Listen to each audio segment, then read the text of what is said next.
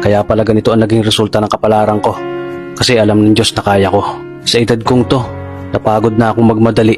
Kaya lahat ng ginagawa ko ngayon, ini-enjoy ko na lang. Siguro sa dami na rin ng aking pinagdaanan, napagtanto ko na ang buhay ay mas malawak at mas mahiwaga pa sa mga problemang dumarating sa buhay natin. Tumatanda na tayo, baka sa kakahabol natin sa masagana at maayos na buhay, ay hindi na natin nai-enjoy ang buhay. Baka nabubuhay na lang tayo dahil nape-pressure tayo sa sasabihin ng ibang tao. Marami na rin akong mga naging maling desisyon sa buhay, pero lahat yun nagsilbing aral sa akin at natuto ako sa mga pagkakamali ko. May mga taong sobra nating mamahalin at bibigyan ng halaga, pero ibabalik lang sa atin ay kabiguan at matinding trauma.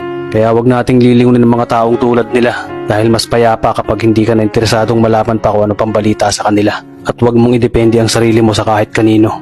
Tandaan mo, kahit sarili mong anino, iiwan ka din nito kapag madilim na ang paligid mo. Kailangan natin matutunan na huwag ikumpara ang sarili natin sa iba dahil hindi natin laban ang laban nila. Karera mo to, di nila karera. Dahil ang buhay ay hindi naman nasusukat sa kung sino ang mayaman, kundi kung sino ang payapa. Kaya galingan mo lang palagi tol dahil napakaraming tao mapanghusga, hihilahin ka pababa at lagi mo tong tatandaan.